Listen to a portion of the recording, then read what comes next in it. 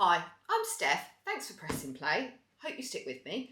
I'm an artist and today I'm going to show you how to paint a simple watercolour flower, like this one here.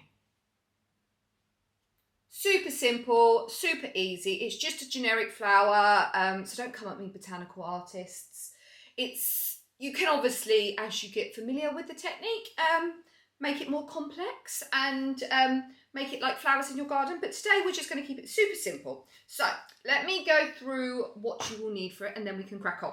So first of all, you'll need some kind of drawing board, some sort of hard surface. This is to take your watercolour paper down to. Drawing boards work really well, cut off MDM, basically anything hard that you can kind of tape your watercolour paper to. Obviously we're going to need watercolour paper. We are working on A5. This is cold press, not paper.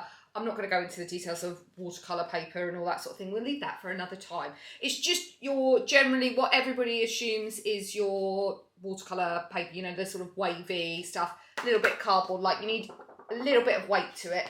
I'm using Daler and Rowney, just out of a pad. Super simple, easy to get in any craft shop or art store. Obviously we need watercolour paints. Now you can use watercolour paints out of the tube like this. I don't know whether you can see that. In which case you'll need a nice little palette like this which you can squeeze the watercolour paint onto. Good thing about these is, and the tubes, is that even though the watercolour paint dries, you can actually still reactivate it with the water, so no need to wash your palette afterwards. That will last for ages and ages. Or like your more traditional, and tends to be what people go for first off if you're not necessarily familiar with watercolour paints, is your pan ones. These are, again, super simple to use. Perfect. You'll also need some watercolour brushes, synthetic or your more expensive sable ones. Both work absolutely fine. This, like I say, this is a really easy, simple technique. So your synthetic ones will work absolutely fine. Here's two here. This is a sable one. This is synthetic. Kind of a rule of thumb is if you feel the top of the paintbrush and it's soft, that'll be absolutely fine for watercolour paint. So yeah, they're absolutely fine. Again, you can pick them up from your normal crafts stores and shops. Masking tape that we can use to take down our paper, and obviously a cup of tea in a Christmas mug, no less. Right, let's crack on.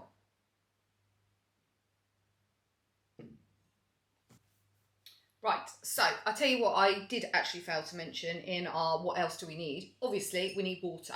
Now, a little tip, trick, must have really. Always have 2 pots of water. One for washing your brushes, one for mixing your watercolour paint. We use water to mix our colours, activate our paint. So if we're using muddy, dirty water to do that, you're going to end up with muddy, dirty colours on your watercolour painting.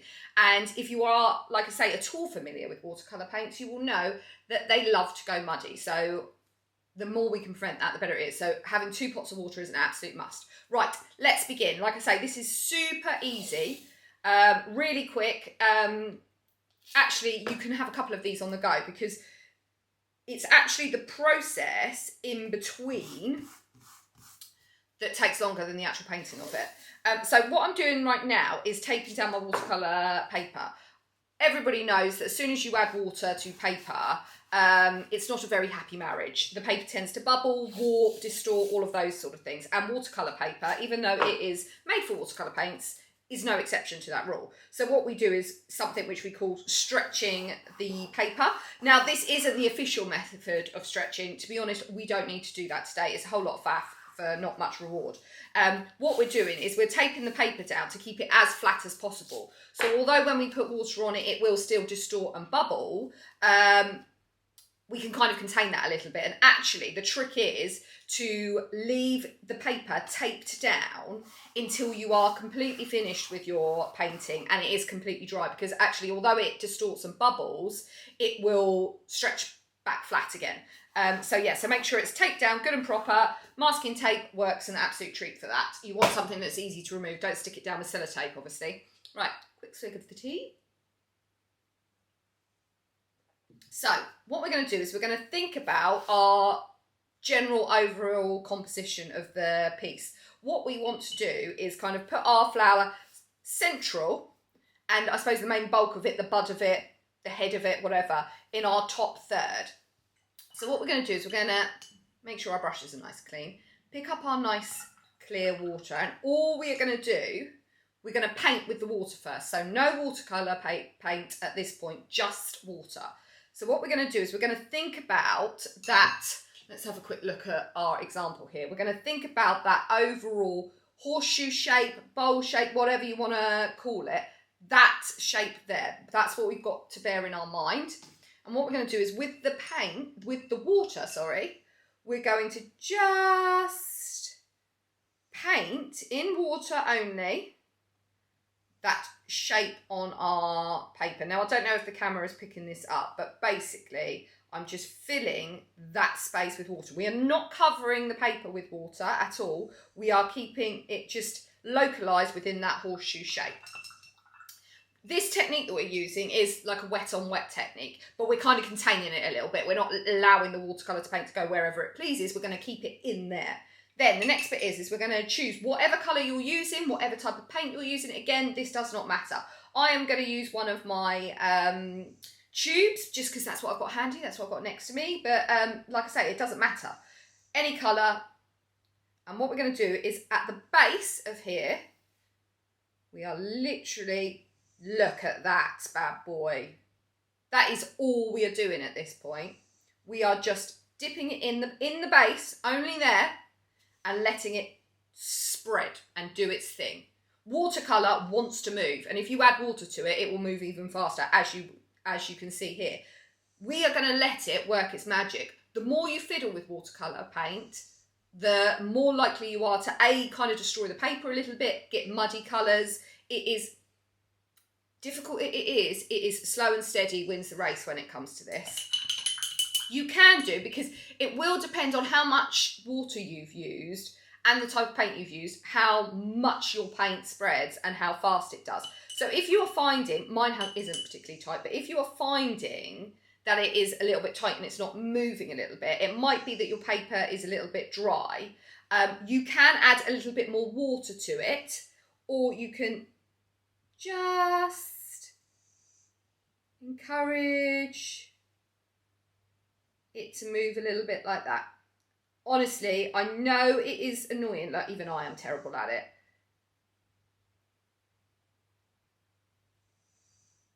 Wanting to fiddle, oh, it's so difficult. Right, at that point there, we leave it.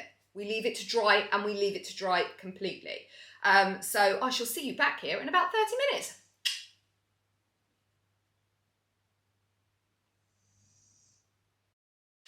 So we've waited now, it's completely dry. It should be dry to touch, so no paint on our fingers and that. And you can see you've got all these sort of amazing shapes and textures going on there. That's the sort of stuff you can't paint. Hence the reason you have to kind of let it do its own thing, really. So now we've done that first stage, we are on to stage 2. So, very, very, very simple again. Basically, we are repeating the exact same process, just in a slightly different place and a slightly different shape. So, again, make sure your brush is clean. Nice, clean water. Now, this time, what we're going to do is we're going to create an oval shape. Think of the shape of the petals that you might have. Again, let's have a look at our example here. So that kind of shape that we've got there. So water, working from our centre point, we are just going to, look, you can see it's reactivating some of the paint, that's all right. We're just going to create a slightly oval shape. Right, we don't have to be too neat. Let me brush off. So what we're going to do, again, get a little bit of paint. You want to go small amount of paint. It's very, very easy to overpaint this. Again, when you're thinking sort of the size of that, it's only about that really. You want to go small. And we're going to do exactly the same. So we've picked up a little bit of paint. We can always add more. Tiny, tiny bit of paint. And we're going to put it in the base in the exact same way that we did before. So you can see it's being a little bit tighter. So I'm just going to flick it up, flick it up. Any drips and drabs, don't worry, it all creates that shape. Look at that go. Can you see those sort of bleed marks, the veins that come? So yeah, just a little bit like that. And then leave it again, wash the brush off. So what we're going to do is we're going to do, basically leave it again for about 30 minutes. Has to be completely dry. Just letting the paint work its way through that shape. Important thing is water only in that oval shape. If we spread it all over, we will get one big massive mess. So we're doing that oval shape, small amount of paint, let it do what it wants, let it dry. See you back in 30 minutes. So now that step 2 has dried, we're going to do step 3, which is exactly the same as step 2, except on the other side.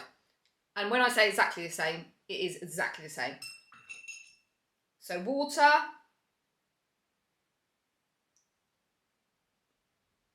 petal shape just in the water. Again, you can overlap it a little bit. Wash the brush off. Tiny bit of paint. In at the base again. Just encourage it up a little bit. Bit of flicking. And we leave. The one other thing that I'm going to do here that is a little bit different is I like a bit of texture in my work. I like a bit of play. So we're just going to start a little bit of mess. So lots of different ways to do this. I'm just tapping the brush. You can flick it, shake it around a bit. Nothing too crazy. We will add on top of that. See you in 30 minutes again. So now we are on to the good stuff. We're on to the final bit. So let's have a look at what we've got here. Now, watercolour is translucent, which basically means see-through. I think quite a good way to think of it is it's kind of like tissue paper. So by doing the process that we've just done before, which is doing very fine layers, allowing them to dry and then painting on top, you get these kind of paper thin layers where you can see the layers from underneath. So if you have a look here, we're starting to build the idea of that kind of bloom of flowers and the petals sitting on top. Now what we need to do is kind of start bringing that out a little bit, adding a bit more to it, just making it look kind of a bit more comprehensive and whole. So again, we've got our water, we've got our colours, we've got our paintbrushes, everything like that. Right, now the thing is, just an important note to make is probably what you've got in front of you is probably completely different from this. I could do this painting 2, 3, 4, 5 times and get something completely different every single time. That is one of the best things about watercolour paint, is the unpredictability of it. So you will have different formations, you might have different harder edges. So I'm just going to look at what I've got in front of me and show you kind of how I think about what I'm going to pick out, what I'm going to leave, all of those things. Right, I actually need a slightly smaller brush. I found this brush, it doesn't belong to me. I don't know how it's ended up in my art studio. It must be one of my students', but I'm going to use it. It's slightly smaller than what we had been using because we need to be perhaps a little bit more precise now. So again, washing it off, making sure it's clean, getting a little bit of paper. So I'm going to have a look. Now I've got quite a really definite edge on this petal here, but this one over here is a little bit, not wishy-washy, that's the wrong term, but it's a little bit light, and I want to bring that out a little bit. So what I'm going to do is I can see, I don't know if the camera's picking up, that there's a little bit of an edge there, and I want to bring that out. So what I'm going to do is I've picked up a little bit of paint, and I'm just going to put a little bit down. Now, only a small amount. Now, obviously, when you look at that, that's not a particularly pleasing mark. It doesn't fit in with our nice, loose, washy colours. So what I'm going to do is I've put my paint down, and that's all the paint I'm going to put down at this point. I'm then using a wet brush. I've picked up my bigger brush here, and I'm going to bring the water to the paint. So bringing the water to the paint. So can you see how I'm just starting to move that paint down? So we're keeping this really clean, light, airy feel to it. Now again, see we've got a hard edge here. So what I'm going to do is I've washed my paintbrush and then I've dried it off a bit. And what I'm just doing is just spreading it out a bit. I always say you want everything, every mark you make to come from nowhere and disappear it to nowhere. You don't want to kind of see where it comes from. You don't want any hard lines. So everything you put down, you want to kind of almost wash out again. It takes a little bit of practice, and that's the beauty of this. Because they're so quick, you can do quite a lot of these in between while you're waiting for other ones to dry. So you can completely experiment. There is really, in all honesty, no right or wrong with this. It is all about experimenting and having fun. So can you see that? Can you see how we've sort of exaggerated what was already previously there? But we've still kept it light, still kept it fresh. We can still see the shapes and the marks that were happening underneath it. Now what I'm going to do, and again, always, always, always with this, it is always slow and steady, slow and steady. So what I'm going to do is I just want to create a bit of a darker base there. We're wanting to create this kind of sense of 3D-ness, this sense of weight at the bottom, which is being held by the stem, which we will put in a minute, and the light airiness of the petals. I'm using my bigger brush again here, because again, I don't have to worry about being too precise. Putting the paint down, washing my brush off, using clean water, and just bring the water to it. Wash it out. Wash it out and flick up. Wash it out. And you can, when you're doing this, you can follow those lines. So I'm just keeping a little bit of weight at the bottom there.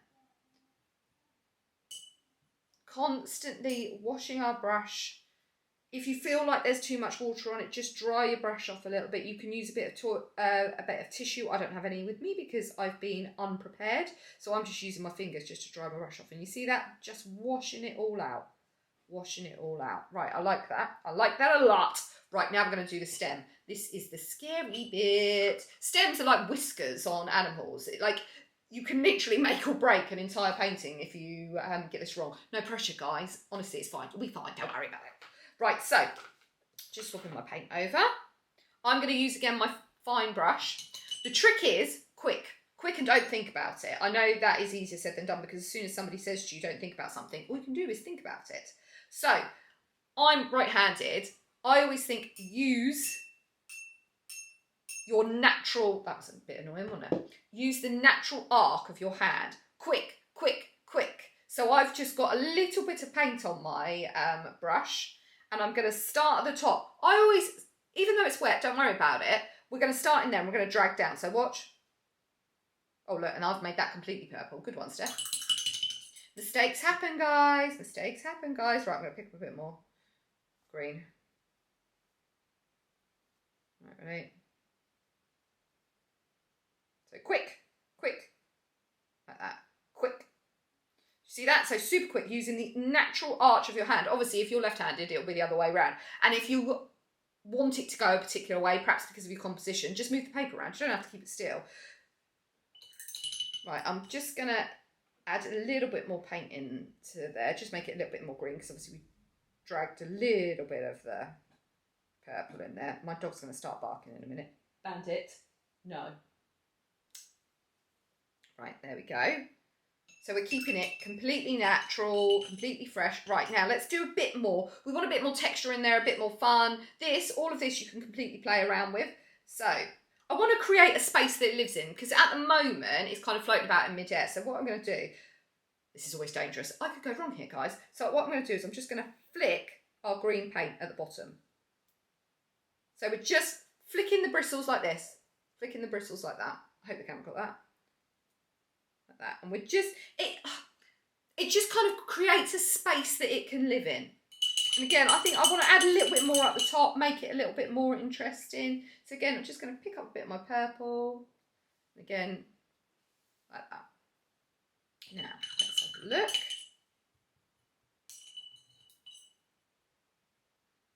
I think I might add a tiny little, I'm actually going to pick up a little bit of a darker green. Just add a little bit of the darker green in there, just to make it a bit more substantial. And then we are done. We are good to go. So what you've got to do, you've got to let that dry. Hold on a minute. You see there where the paint's catched a little bit, and I'm looking at that and thinking, don't like that. just using my paintbrush to blend it out.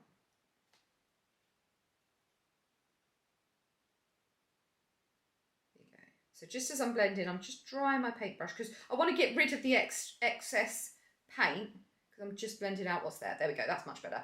Right, so there we are finished. What we need to do now is leave it to dry completely before you remove it from the board. And then they make excellent gifts, brilliant gift cards. You can put them in small little frames, get them mounted, hang them on your wall. Really super, super easy to do and really effective. And when you get to the hang of it, you can actually try different colours, different shapes, all of those things. But this is a really good starting point for you all, guys. So yeah, brilliant, excellent, lovely.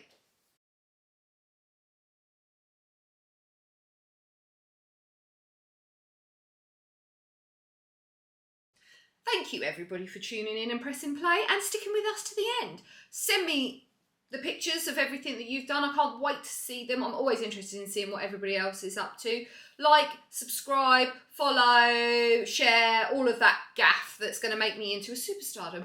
Make an artist's dream come true, guys. Cheers. Oh, and I'll tell you what else. Send me requests. If you've got anything you want me to show you, hit me up and we'll see what we can do. Brilliant. Until next time.